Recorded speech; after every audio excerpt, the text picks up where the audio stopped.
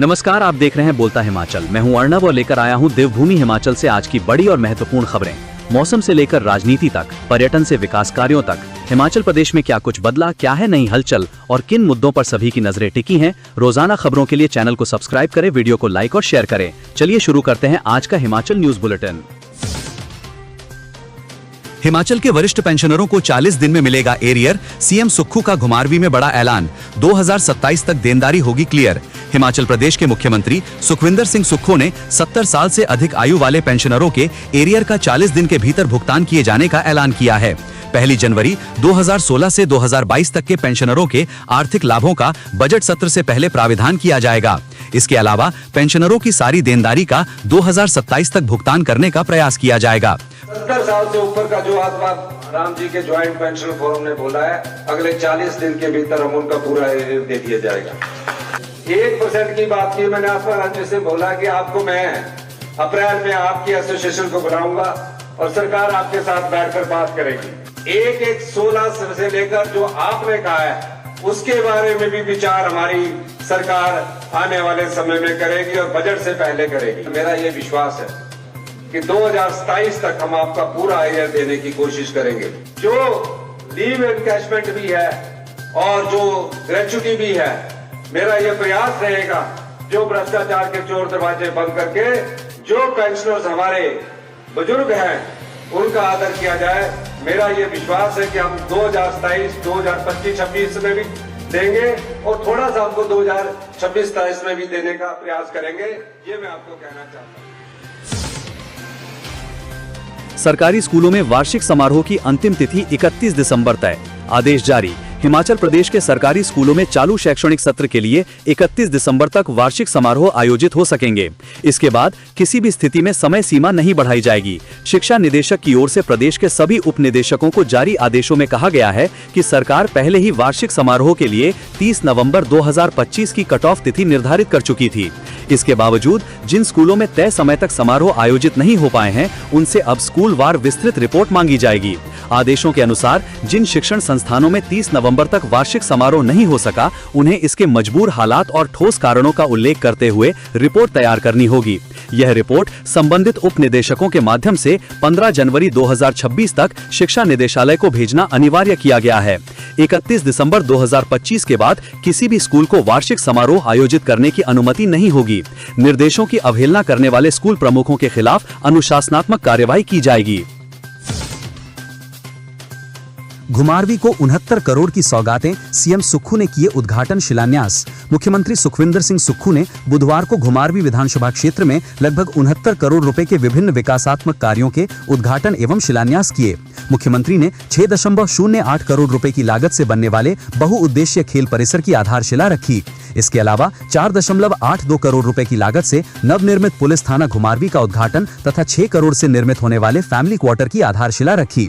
मुख्यमंत्री ने 6.13 करोड़ रुपए की लागत से अपग्रेड होने वाली 7 किलोमीटर लंबी अमरपुर हड़सर वाहड़ जमन घुमारवीं सड़क की आधारशिला, 34.95 करोड़ से 31 किलोमीटर लंबी घुमारवीं बरठी शाहतलाई सड़क के अपग्रेडेशन कार्य का शिलान्यास तथा 3.67 करोड़ रुपए की लागत से सीर खड्ड में निर्मित वर्षा जल संग्रहण कार्य, 6.08 करोड़ की से बनने वाले बहुउद्देशीय खेल परिसर की आधारशिला, बाड़ी मझेड़वा में 6.80 करोड़ से सौर खड्ड पर 68 मीटर जीप योगी स्पैन पुल की आधारशिला रखी। हिमाचल सरकार का भर्ती प्रक्रिया में बड़ा बदलाव, किसी भी विभाग में किया जा सकेगा तबादला। हिमाचल प्रदेश सरकार सरकारी भर्तियों की प्रणाली में बड़ा बदलाव करने जा रही है। नवगठित भर्ती निदेशालय के तहत होने वाली भर्तियों में अब किसी कर्मचारी को पहली नियुक्ति में मिला विभाग स्थायी नहीं होगा। 2 साल की जॉब ट्रेनिंग अवधि पूरी होने के बाद नियमित होने पर कर्मचारी का तबादला किसी भी सरकारी विभाग अथवा जिले में किया जा सकेगा। इस नई व्यवस्था की शुरुआत JOAIT के 300 पदों पर होने वाली भर्ती से की जा रही है। सरकारी तंत्र में पारदर्शिता और दक्षता बढ़ाने की दिशा में इसे एक बड़ा सुधारात्मक कदम माना जा रहा है। सरकार शीघ्र ही JOAIT के 300 पदों को भरने जा रही है। इन पदों पर चयनित अभ्यर्थियों को जॉब ट्रेनी के तौर पर पहले 2 वर्षों तक 12,500 मासिक वेतन दिया जाएगा। इसके बाद कर्मचारी नियमित होंगे। खास बात यह है कि ये प्रदेश सरकार की पहली ऐसी भर्ती होगी जिसमें विभाग आधारित स्थायित्व की अवधारणा समाप्त कर दी गई है। हिमाचल की पंचायतों में लटके विकास कार्यों को मिलेगी गति, 15वें वित्त आयोग की 170 करोड़ की ग्रांट जारी। हिमाचल प्रदेश की 3577 पंचायतों में विकास कार्यों के लिए केंद्र सरकार द्वारा 15वें वित्त आयोग के तहत 170 करोड़ रुपए की राशि जारी की गई है। यह राशि प्रदेश सरकार के कोषागार में आई है, जिसमें पंचायतों को ग्रांट का 70, ब्लॉक समितियों को 15 और जिला परिषद को 15% वितरित किया गया है। इससे पंचायतों में लटके विकास कार्यों को गति मिलेगी। केंद्र ने 24 सितंबर 2025 को अनटाइड फंड के तहत 68 करोड़ रुपए और 29 अक्टूबर 2025 को टाइड फंड के तहत 102 करोड़ रुपए की मंजूरी दी थी। इसके बाद कुल 170 करोड़ रुपए की राशि जारी की गई है। इस राशि से पंचायतों में स्वच्छता, पेयजल, सड़क निर्माण, दीवारें लगाने और अन्य विकास कार्यों को पूरा किया जा सकेगा। यह अनटाइड और टाइड दोनों प्रकार की राशि 3 स्तरीय प्रणाली में निर्धारित अनुपात में वितरित की जाती है। टीजीटी आर्ट्स की 12 से 16 जनवरी तक होगी परीक्षा। एक हफ्ते पहले ही जारी होंगे एडमिट कार्ड। हिमाचल प्रदेश राज्य चयन आयोग हमीरपुर ने टीजीटी आर्ट्स पोस्ट कोड 25,001 के पदों को भरने के लिए कंप्यूटर आधारित परीक्षा सीबीटी की तिथियां घोषित कर दी हैं। परीक्षा 12 से 16 जनवरी तक होगी।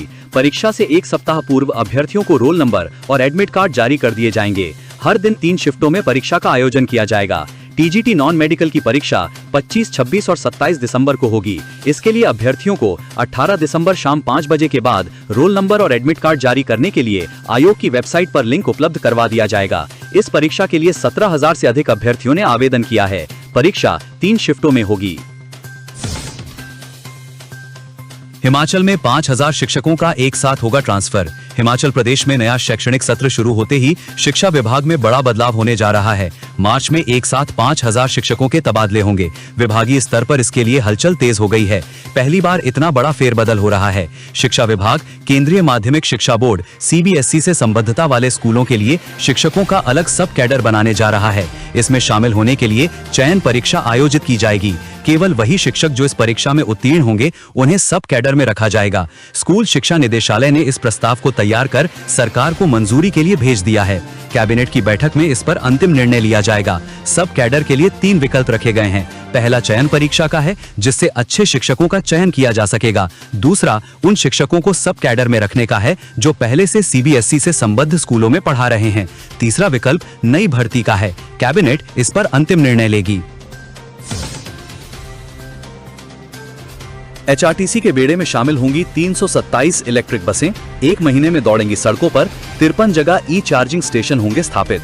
हिमाचल प्रदेश पथ परिवहन निगम एचआरटीसी के बेड़े में 297 ई बसें इस माह के अंतिम सप्ताह या जनवरी में आना शुरू होंगी। इन बसों के आगमन से पहले आवश्यक सुविधाओं की तैयारी की जा रही है। चार्जिंग स्टेशन स्थापित करने के निर्देश जारी किए गए हैं। निगम के प्रबंध निदेशक डॉक्टर निपुण जिंदल ने सभी आरएम और डीएम को जल्द कार्य प्रारंभ करने के लिए कहा है। प्रबंधन को फील्ड से जानकारी मिली है कि अधिकांश स्थानों पर चार्जिंग स्टेशन लगाने का कार्य आरंभ हो चुका है। कंपनी के अधिकारी अगले सप्ताह हिमाचल प्रदेश आएंगे और चार्जिंग स्टेशनों की स्थिति का निरीक्षण करेंगे। एचआरटीसी बीओडी बैठक। हिम बस कार्ड पर लगेगी अंतिम मुहर। टेम्पो ट्रैवलर व बस खरीद सहित लंबित देनदारियों पर भी होगा फैसला। हिमाचल प्रदेश पथ परिवहन निगम एचआरटीसी निदेशक मंडल की बैठक वीरवार को होगी। बैठक की अध्यक्षता उप मुख्यमंत्री मुकेश अग्निहोत्री करेंगे। एचआरटीसी के बेड़े में शामिल होने वाले टेम्पो ट्रैवलर खरीद को लेकर बैठक में विस्तृत चर्चा की जाएगी। इसके अलावा घाटे के रूटों को सरेंडर करने का मामला भी बैठक में रखा जाएगा। एचआरटीसी 100 टेम्पो ट्रैवलर को खरीदने जा रहा है। 100 डीजल बसें भी निगम खरीदेगा। इसके लिए टेंडर की प्रक्रिया पूरी हो चुकी है। बैठक में इस मामले को रखा जाएगा ताकि इसका ऑर्डर जारी किया जा सके। हिमाचल में मिड डे मील को 18.25 करोड़ केंद्र सरकार ने जारी किया बजट। पीएम पोषण योजना मिड डे मील के तहत केंद्र सरकार ने हिमाचल को 17 करोड़ 75 लाख 87 हजार का बजट जारी किया है। इससे प्रदेश में कई माह से उधारी में चल रहे मिड डे मील में मटेरियल कॉस्ट के लिए राहत मिली है। प्रदेश में अब जहां शिक्षकों को मिड डे मील के लिए अपनी जेब ढीली नहीं करनी पड़ेगी। केंद्र 90-10 के अनुपात के अनुसार हिमाचल प्रदेश को पीएम पोषण योजना के तहत बजट जारी करता है। सिरमौर के त्रिलोकपुर मंदिर ट्रस्ट में वित्तीय अनियमितताओं पर सरकार को नोटिस जारी। हिमाचल प्रदेश हाईकोर्ट ने उत्तर भारत के प्रसिद्ध बालासुंदरी त्रिलोकपुर मंदिर ट्रस्ट में वित्तीय अनियमितताओं को लेकर लगाए गए गंभीर आरोपों को लेकर राज्य सरकार सहित सभी प्रतिवादियों को नोटिस जारी किए हैं। मुख्य न्यायाधीश गुरमीत सिंह संधावालिया और न्यायाधीश जियालाल भारद्वाज की खंडपीठ ने इस मामले में संबंधित प्रतिवादी अधिकारियों को जवाब दाखिल करने को कहा है। जनहित याचिका में राज्य सरकार सहित डिप्टी कमिश्नर सिरमौर, एसडीएम, तहसीलदार, ट्रस्टी मंदिर अधिकारी नाहन और पुलिस अधीक्षक सिरमौर को प्रतिवादी बनाया गया है। मामले की अगली सुनवाई 9 मार्च को होगी। महामाया बालासुंदरी मंदिर ट्रस्ट त्रिलोकपुर के कामकाज पर गंभीर सवाल उठाए हैं। इसे लेकर मंदिर के एक कर्मचारी और 3 स्थानीय भक्तों ने हाई कोर्ट में एक जनहित याचिका दायर कर मंदिर के फंड में वित्तीय अनियमितताओं और गबन का आरोप लगाया है। एचपीयू के अधीन निजी बीएड कॉलेजों में खाली रह गईं 1019 सीटें। हिमाचल प्रदेश विश्वविद्यालय एचपीयू द्वारा निजी बीएड कॉलेजों में मौजूद खाली सीटों पर प्रवेश प्राप्त करने के लिए मिले मौके के बाद भी काफी सीटें खाली रह गई हैं। एचपी कोटे के तहत 15 व 16 दिसंबर तक विश्वविद्यालय के शिक्षा विभाग में दस्तावेजों की वेरिफिकेशन प्रक्रिया पूरी होने के बाद बीएड की अब भी 840 सीटें खाली रह गई हैं। 2 दिनों में बीएड की एचपी कोटे के तहत 71 सीटें भरी। इसके अलावा मैनेजमेंट कोटे के तहत 2 दिनों में 32 सीटें भरी। इसमें बीते सोमवार को 27 और मंगलवार को 5 सीटें भरी।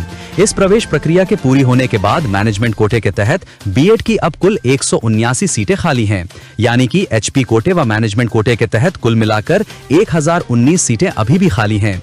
अब इन खाली सीटों को भरने को लेकर विश्वविद्यालय प्रशासन ने अभी कोई निर्णय नहीं लिया है। पुलिस कांस्टेबल भर्ती की रिवाइज्ड लिस्ट पर हाई कोर्ट ने जारी किया notice. Himachal Pradesh high court ने पुलिस कांस्टेबल भर्ती की रिवाइज्ड लिस्ट पर राज्य सरकार सहित अन्य प्रतिवादियों को नोटिस जारी किए हैं। न्यायाधीश ज्योत्सना रिवॉल दुआ की अदालत ने इस मामले में संबंधित विभाग से 10 दिनों के भीतर जवाब दाखिल करने के निर्देश दिए हैं। मामले की अगली सुनवाई 29 दिसंबर को होगी।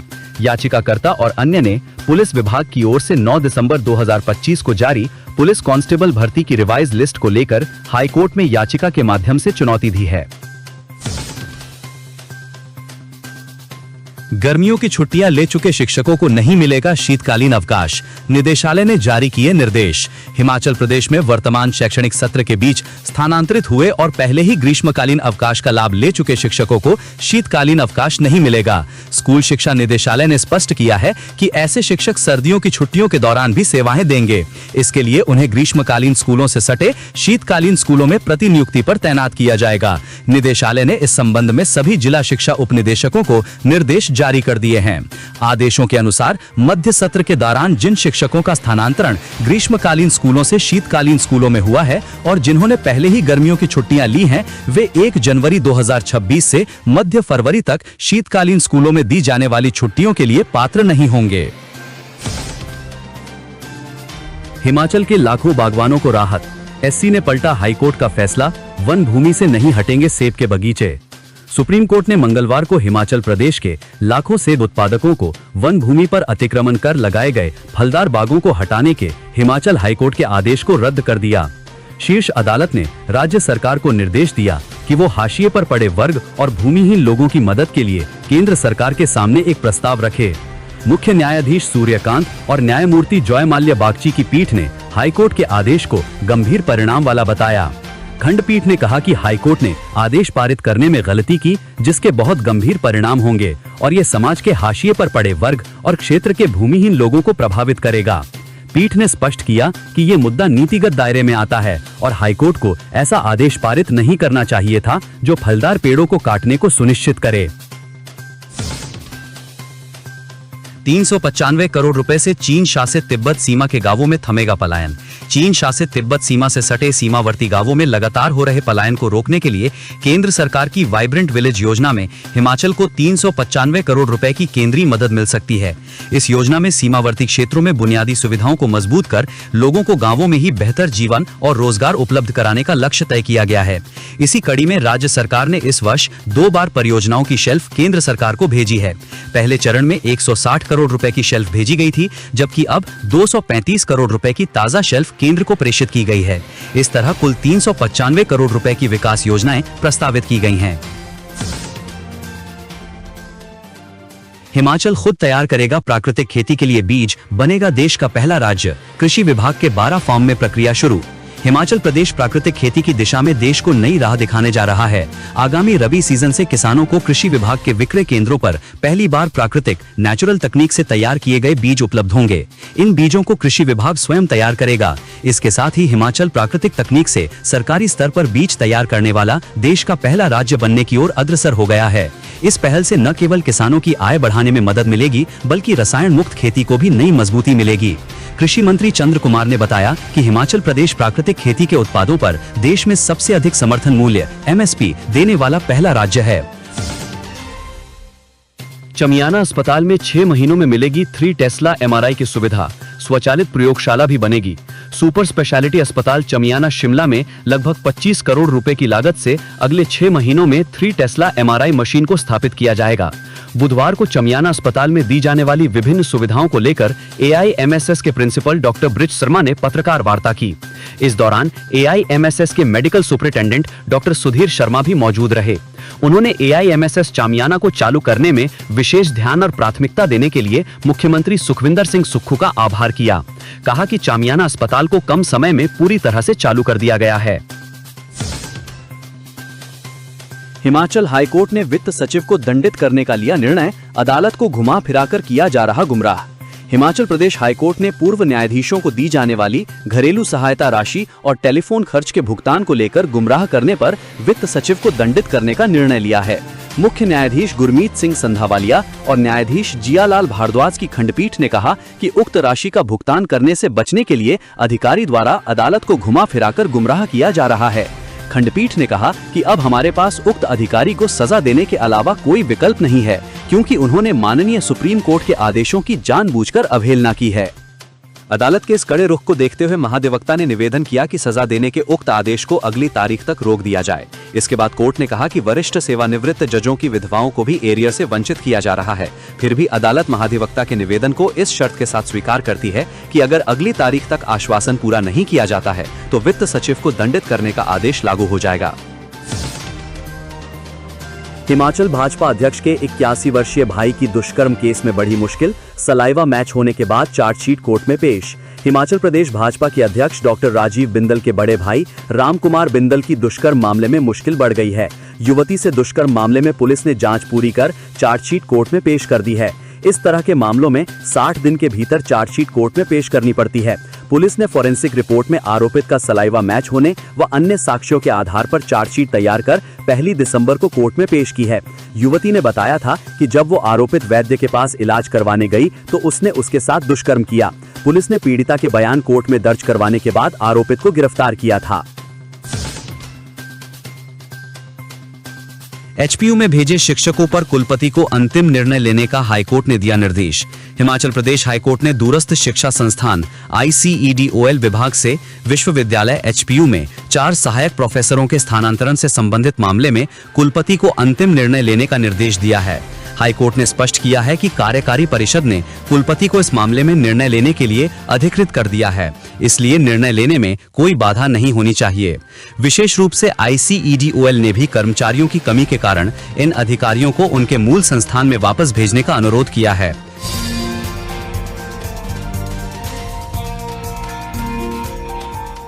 हिमाचल प्रदेश के मैदानी भागों में कोहरे का अलर्ट, ऊंचाई वाले क्षेत्रों में 20 और 21 से बारिश बर्फबारी के आसार।